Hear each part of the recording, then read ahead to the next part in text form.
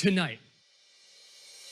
It was a free-for-all, and the police were letting it happen. Had I not acted, I am confident that my friend and I'm sure I would have been killed, because I wasn't going to stand there and let something happen. A protester linked to Saturday's shooting in Portland speaks to us about what happened that night. To be clear, he hasn't been arrested or charged. We didn't go looking for him, and we have no information on where he is now. He went to a freelance journalist, Donovan Farley, who brought it to us. We then sent a freelance filmmaker to tape the sit-down. Tess Owen has been covering extremism at Vice News, and she's here to help us get a handle on this. Tess, do we know anything about this guy, and why is he talking to us? His name is Michael Reinoehl, and so far, Portland police have been pretty tight-lipped about what actually happened on Saturday night. The victim's been described as a supporter of Patriot Prayer, which is a far-right group in the area.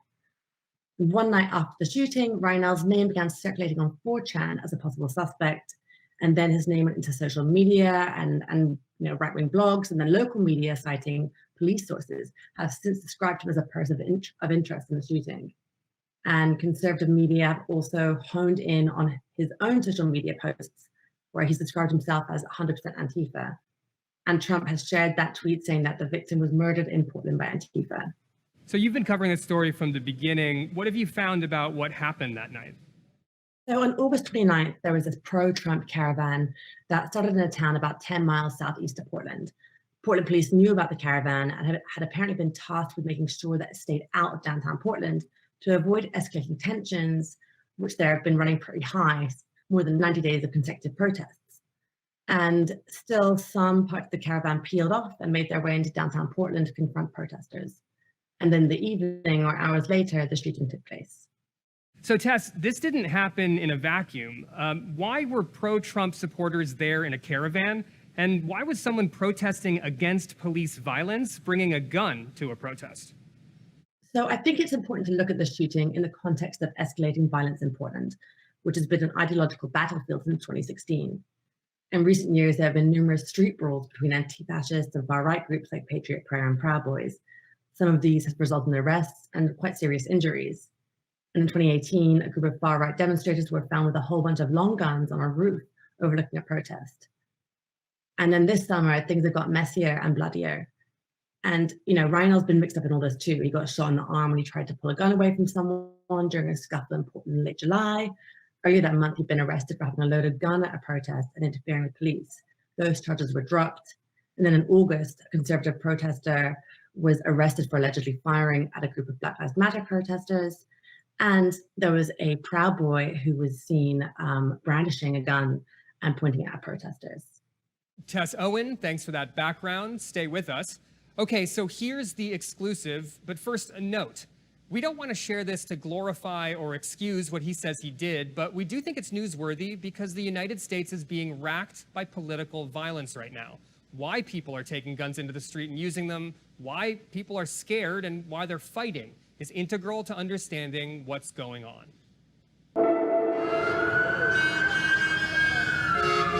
I had no choice. I mean, I had a choice. I could have sat there and watched them kill a friend of mine of color. But I wasn't going to do that. That was the straw that broke the camel's back.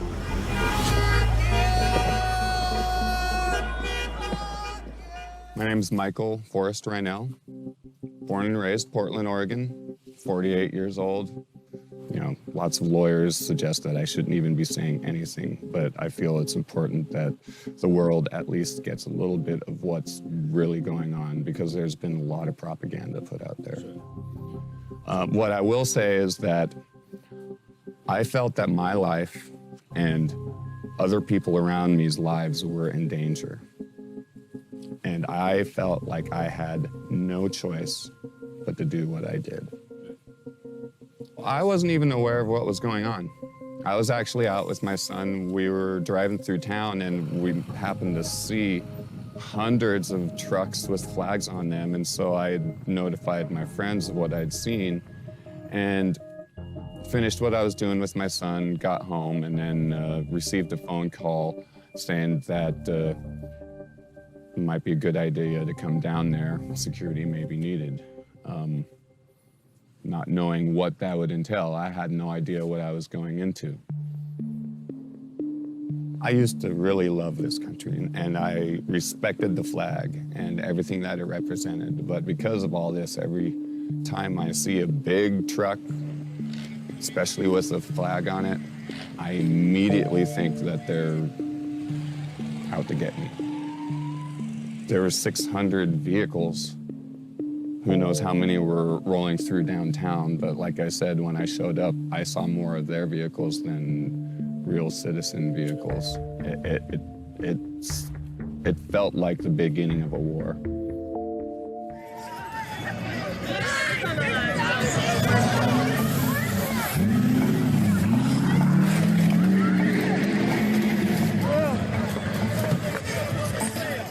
It was a free-for-all, and the police were letting it happen.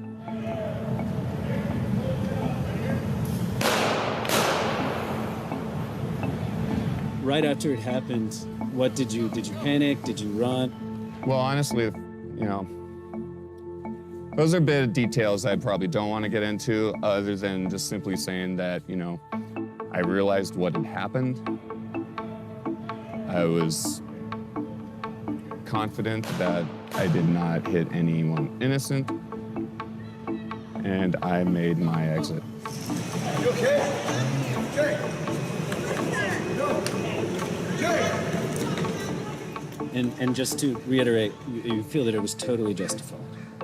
Totally justified. Had I not acted, I am confident that my friend and I'm sure I would have been killed, because I wasn't gonna stand there and let something happen. What they've done is they're trying to make it look like we're all terrorists, and they're trying to make me look like a murderer.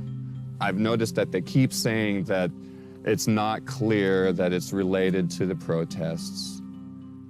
That's a lie. They know that it's related to the protests. Not to mention the fact that they say that they don't know who it was. That's a lie. Within an hour, Facebook and Twitter and all that have my face and name labeled as the shooter.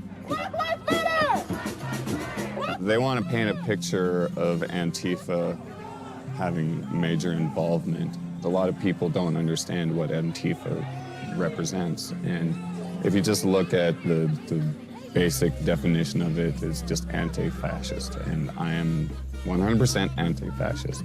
I'm not a member of Antifa. I'm not a member of anything.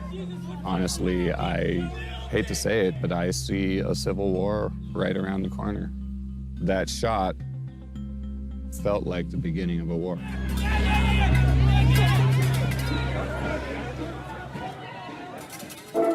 We just heard from a man who all but admits he killed someone at the protest in Portland this Saturday. The latest awful thing to happen in the name of making this country better. Vice News has been covering the rise in extremism around the world, from embedding with ISIS to driving around Charlottesville with the dudes behind the Unite the Right rally. Tess Owen, who most recently got access to the Boogaloo Boys, is back for more.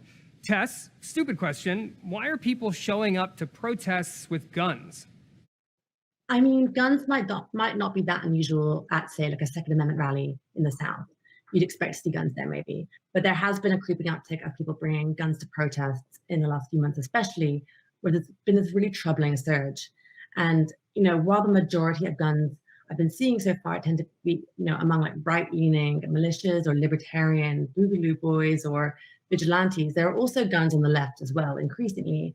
You know, there's left-wing militias, there's anti-fascist militias, there's Black Power militias. And I think that, you know, when you bring all these ideological opposing groups together and a lot of them have guns, that's what's quite troubling.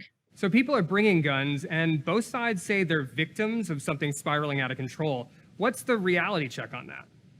So, for example, in the Kenosha shooting in Wisconsin, the alleged shooter, who's 17 years old, said that he brought a gun to the protest because he was defending businesses from protesters.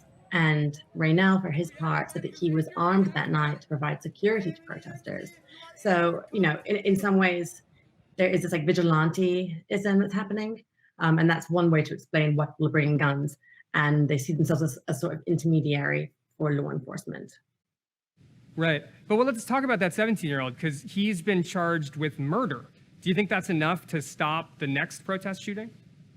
Yeah, so I think for many of the people who reported on this beat, of extremism and watched the intensification that's happened over these last few months.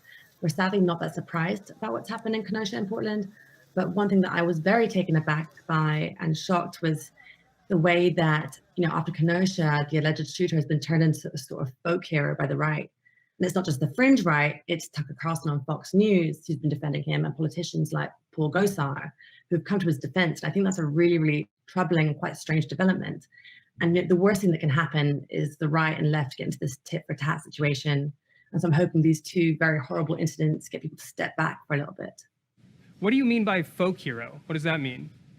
He's got money pouring into pay his legal bills. There's the Fight Back Foundation, which said earlier this week it had raised $650,000, even more than that. And his lawyers have done Tucker Carlson and tried to frame him as this hero, part of a constitutional militia, and say that, he has every right to defend himself. Thank you for your reporting, Tess. You can read more of her work on vicenews.com.